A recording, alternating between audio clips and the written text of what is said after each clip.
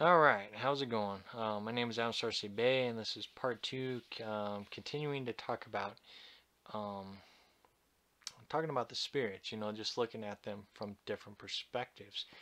And I ended it um, with the idea that, what about if these spirits are going through the same things that we go through? Maybe they have their own personal beliefs, they have their own job codes, and there's even politics, right? Politics within the spirit realm.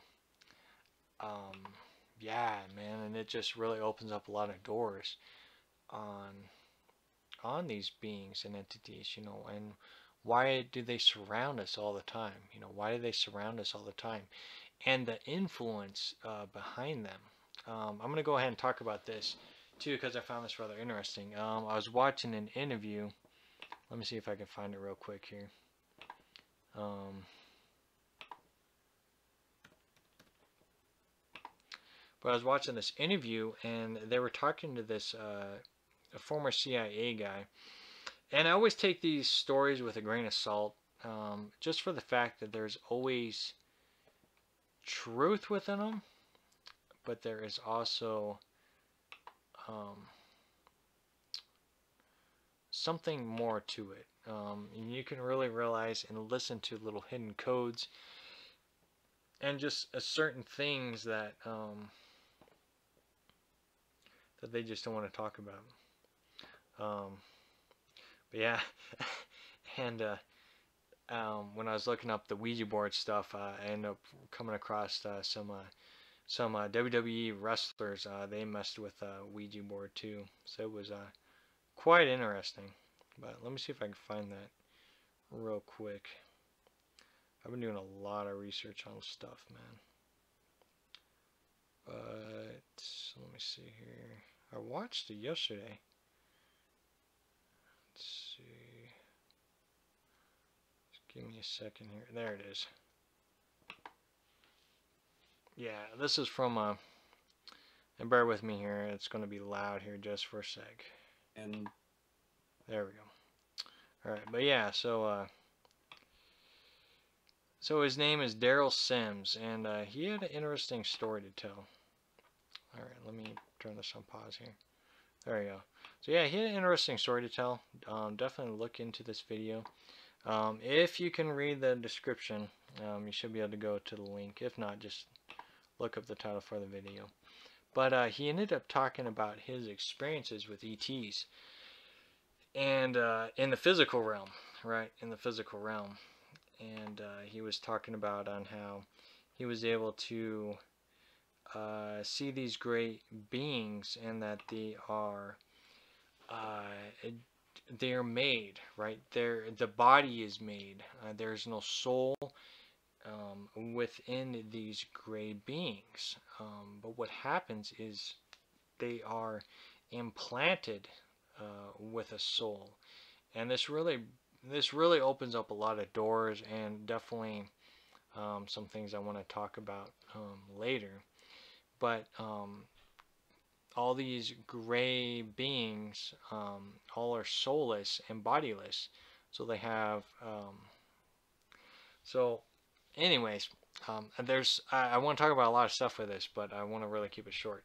So they genetically made all of these bodies, these grays, and then they uh, summon these spirits to go within these beings. Summon these spirits to go within these beings uh, to make them alive. To make them alive. And it's pretty trippy stuff. This leads into the whole psychic phenomenon, an empathic phenomenon, as well as a lot of other underground stuff that I've talked about in previous videos. But but yeah, so these people, secret governments, or whatever you want to call them, secret services, are creating these beings, and they're using these beings that are soulless, and then they put spirits in them, and then they go and influence the world, or deceive the world, right? Deceive the world. And this brings into like, no, excuse me. This brings into the whole thing of people channeling, and with all these bodiless beings. And it's the same way. It's the same thing, but except with these beings, a soul goes within them, but they're programmed. And that was one of the things that he was talking about, is that these gray beings are programmed, so they don't really, they can't, they aren't self-aware. They just do what they're told to do. They just do what they're told to do. Um, so it just really opened up a lot of doors to some stuff, that I never really thought about either. I've always known that these great beings have been a huge influence on humanity, and they work underground and on the moon, things of that nature. I've had remote viewing contacts with these beings myself, and they're very psychic in nature, and that would be because they're more connected spiritually, into the spirit realm. And it gets deep, man. It really gets deep, and there's more beings. He also talked about being in contact with praying mantis characters as well, and he brought up a good point that was quite interesting on that whole thing that they talked about. Is that if these grays are, if these grays are made here, right? They're soulless beings, and same with the praying mantis. He also brought up a good point of that we have praying mantises here on Earth. What makes us not think that they're just genetically modifying all of the creatures that are on Earth and making them into beings. And then since the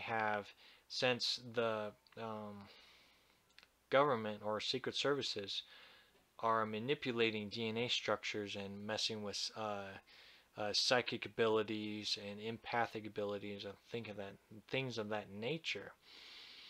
And what makes you not realize or become more aware of that when people are channeling these beings and thinking, oh, hey, they're from Sirius, they're from Mars, they're from Andromeda, maybe that's the deception right there, is that they really are not from any of those planets, but they really just originate here on Earth. They really just originate here on Earth.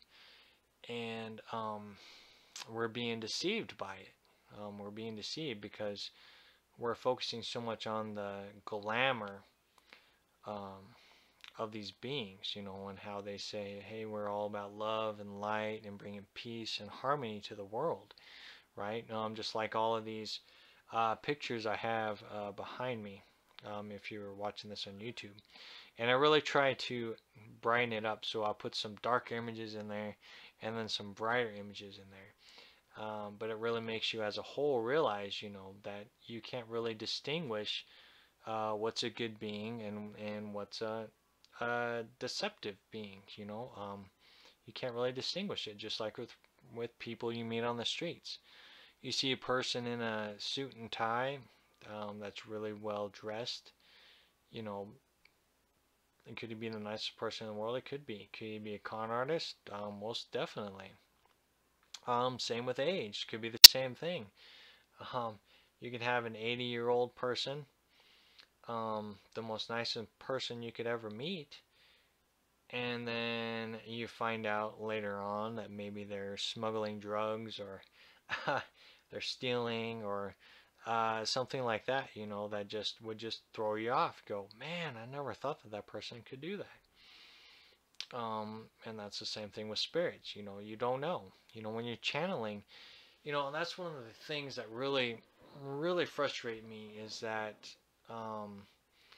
when you dig deep into empathic abilities and psychic abilities, and being in contact with these beings, a lot of people just feel that they are either more than that person, like the person that's channeling them. They feel that those beings are higher than them, and that their message is strong, a strong foundation of like, hey, this is what's going on. It's kind of like a confirmation of, hey, this is what's going on, right? And I was listening to that too, is a lot of people will really rely on that confirmation of, hey, I need to listen to astronomy to get me by in life, so I know what's going on. Or hey, like with myself, hey, I'm waiting for Adam to make a new moon video so to get me motivated for a new manifestation process. Hey, Adam's making a new full moon video so I can see where I'm at. Um, you know, living more of a following lifestyle, which isn't bad, but eventually you have to graduate into being your own leader of your life. Because if you're a follower always, all you're going to end up doing is just continuing a repeated cycle of, oh, hey, what's this person doing? Hey, I need to be told what to do next. Things like that. And kind of lost my train of thought where I was going with this.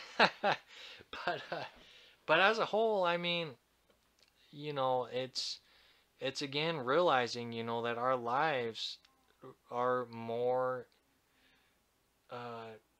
linked with these spirits than we're aware of, and we really have to account for that. There's so many people. Granted, I'm not a doctor. You do what you need to do, um, but from my personal standpoint, a lot of people who say they have mental illnesses could really just be affected. Again, I ain't no doctor, so do what you need to do. But a lot of people who have mental illnesses um, could be dealt with in a different manner. You can look into, maybe they have a lot of parasites in their body. Maybe they are possessed by some spirits. Maybe they need to eat different. Uh, Maybe the medication they're taking is really messing up with their mind. There's many different things. Again, I ain't no doctor, so do what you need to do. But it's frustrating that and it's only in the Western part, I'm in America, is that in America they just don't want to deal with the unknown. They just want to just label things. Oh, you got a mental illness. Here you go. Oh, you got cancer. Here you go. But if you go to other places like Japan or things like that, they really dig deep into more of the natural, holistic, um, praying rituals and casting out spirits and things like that. They're really involved in all things. You read the Bible. What did Christ do? Christ brought out the demons within people. And that a lot of us can be possessed by beings of some kind, whether it be parasites or whatever these spirits are. Whatever these spirits are.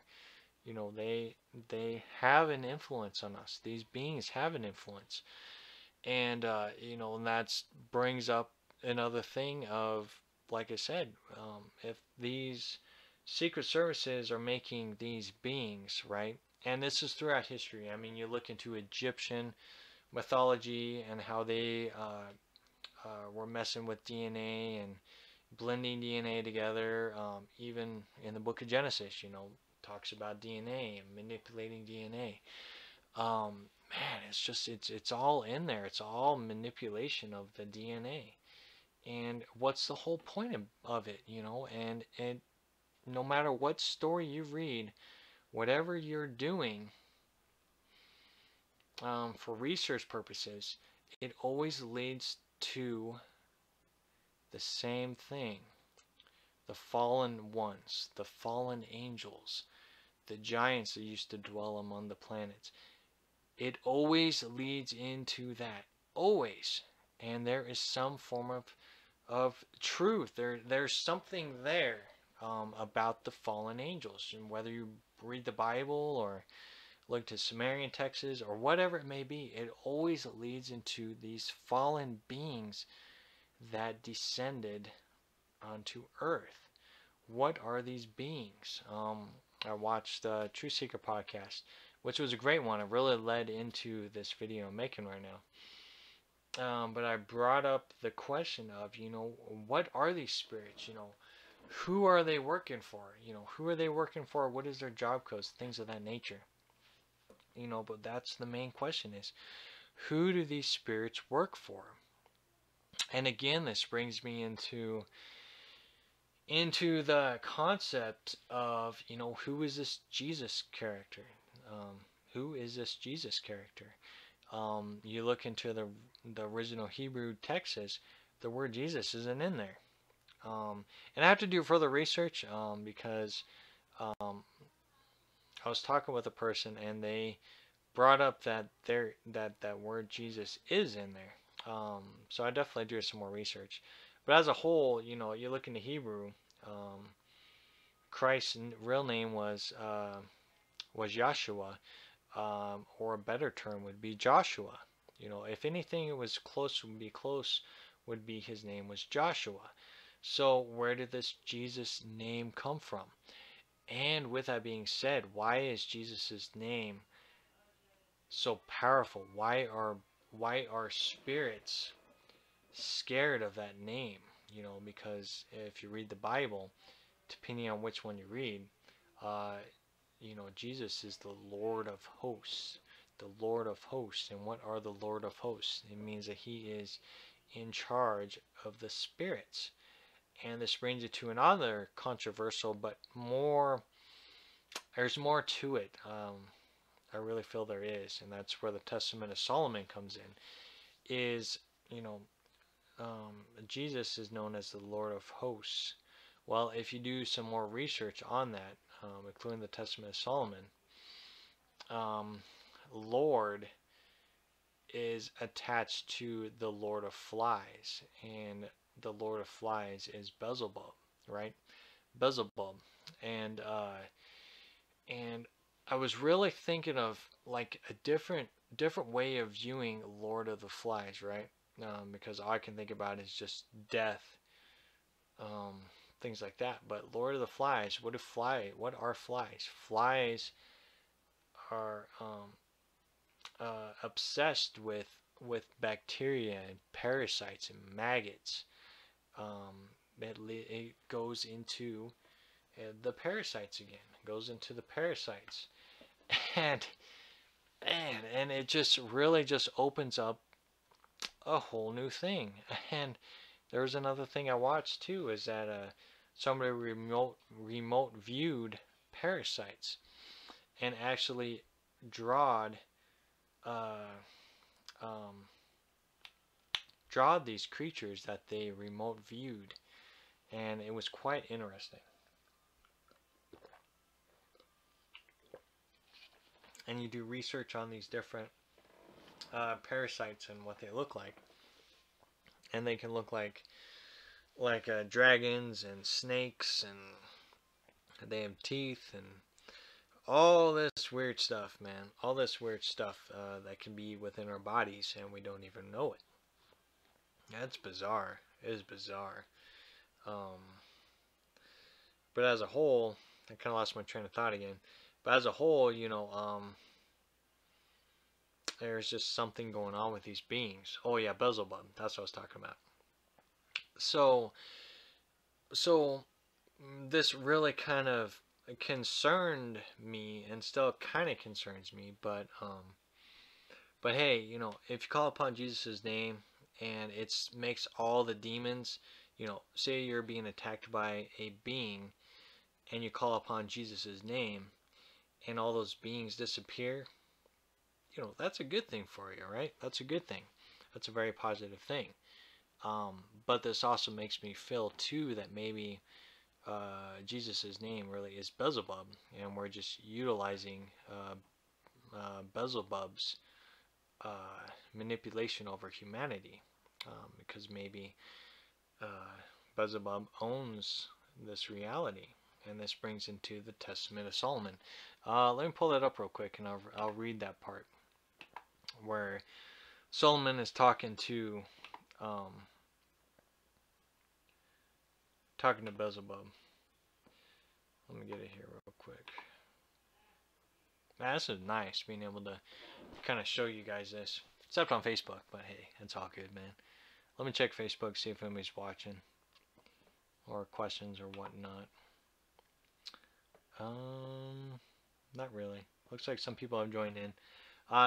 You know, if you guys are posting stuff, I can't really tell totally. But thanks for tuning in for those who are watching. But anyways, let me get back to this. Alright, so let's look into when Solomon talks to Beelzebub.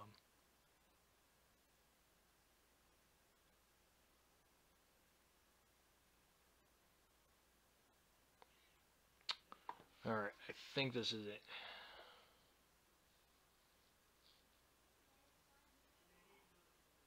Alright, so in the Testament of Solomon, this is where he talked to one of the first demons named Arnius,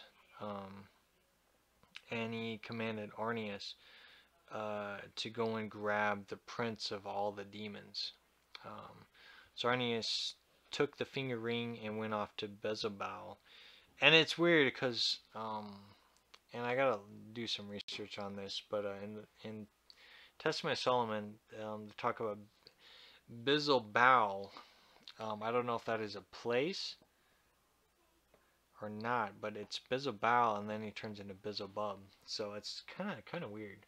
But anyway, so Arnius took the finger ring, Solomon's ring, and went off to Beelzebub, who has kingship over the demons. He said to him, "Hither Solomon calls thee." But Beelzebub, having heard, said to them, "Tell me, who is this Solomon of whom thou speakest to me?" Then Arnius threw the ring at the chest of Beelzebub, saying, "Solomon the king calls thee." But Beelzebub cried aloud with a mighty voice, and shot out a great burning flame of fire. And he arose, followed Arnius, and came to Solomon. So Arnius took the... And when I saw the prince of demons, I glorified the Lord God, maker of heaven and earth. That's Solomon. And I said, "Blessed art thou, God Almighty, who hath given to Solomon thy servant wisdom, the accessor of the wise, and has subjected unto me all the power of he devil." And that's one of, and I'll bring this up real quick, is that when you have something positive that happens into your life, definitely give a praise and shout out, you know, to yourself and to beings, you know, whether you want to call to God or just thanking Christ. You know, you always hear people saying, "Oh, thank you, Christ, for sending me this money in the mail. I really needed it." Or, "Hey, thank you, Christ, for having me meet somebody." It's acknowledging, you know, that you're acknowledging yourself, and you're acknowledging, you know, the spirits that may have helped you. You know, there's always angels in our lives, and we don't even know it. So it's always important to give thanks to the good things that come into your life, right?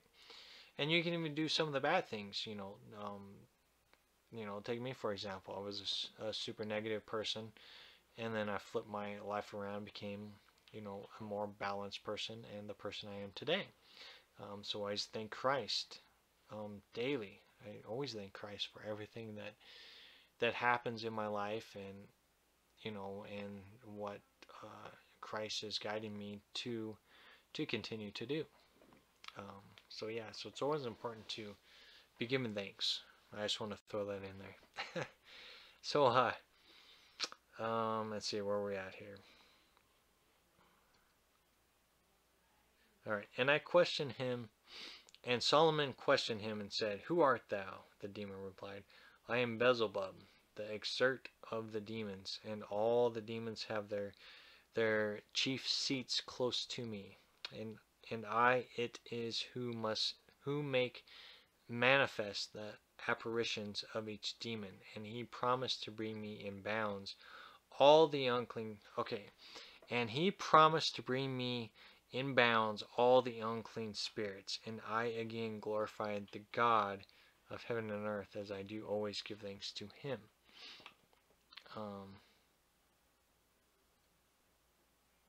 So Beelzebub, alright, I kind of read that wrong. So Beelzebub promised Solomon that Beelzebub would bring all the unclean spirits to Solomon for maybe some kind of purification. And that's what I'll probably end this video on, is talking about purification of these beings.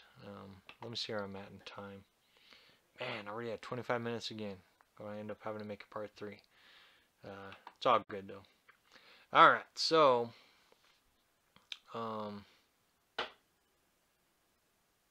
and I again glorified the God of heaven and earth, as I do always give thanks to him.